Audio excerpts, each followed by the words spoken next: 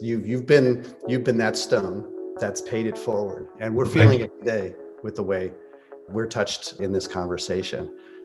Thank you so much, Alan and Ted. Oh, Really you're appreciate welcome, Mark. Thanks a lot. I love working with you.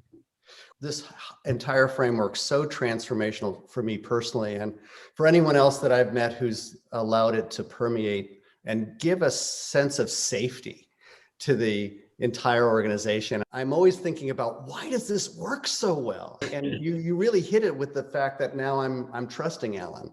I'm trusting the executive who's leading this and making it feel as though it was not only safe for me to speak up, but necessary. Oh, Mark, that's so well said, because that's what's going to make us successful.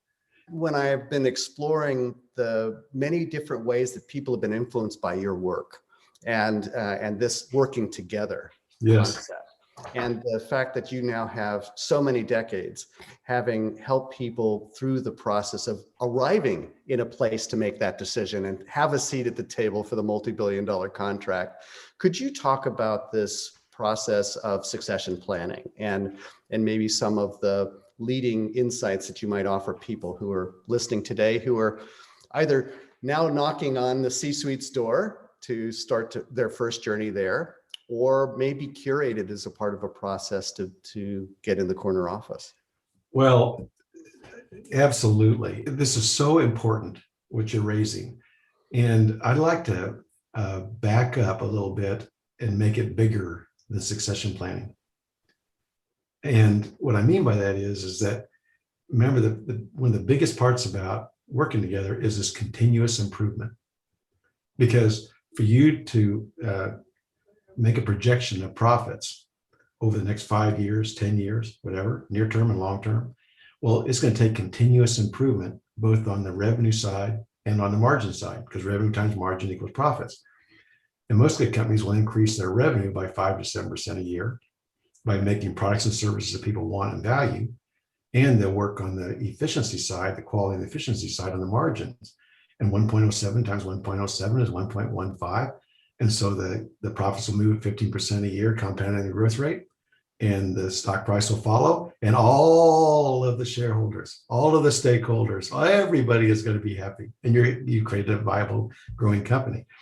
And so when it comes to every member of the team, every member of the team has their personal continuous improvement plan for them as a leader or as a participant.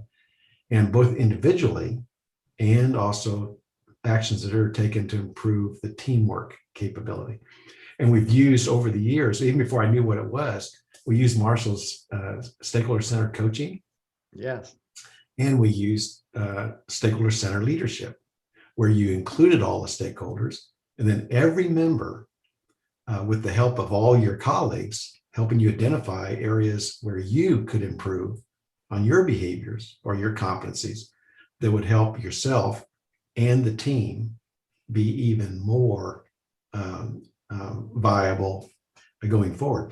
And so it just fits with the whole business. You're improving, the business is improving, personally improving, teamwork's improving. So now you think about succession plan.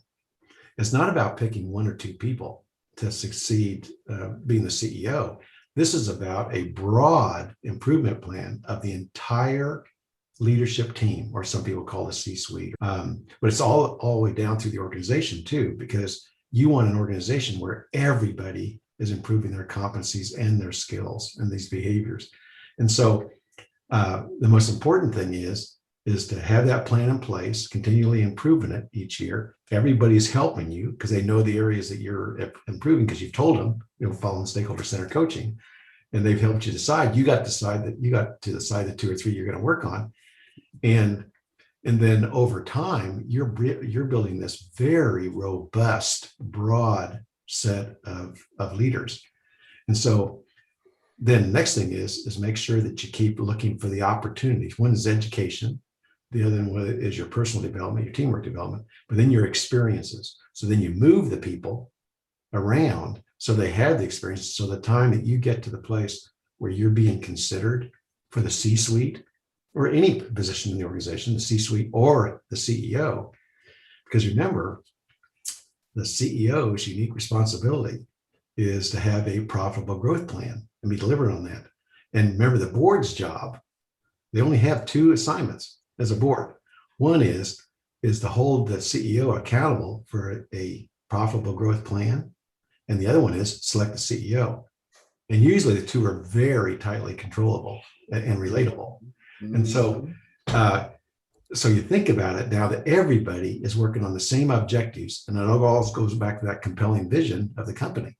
So everybody knows where you're going, how we're getting there, and they know personally what you're doing to contribute to that, and how are you doing continuously improving your skills. So it takes succession planning to not a unique event. It takes it to, this is part of the strategy of managing this organization for the good of the individuals and all of the stakeholders, in addition to the greater good.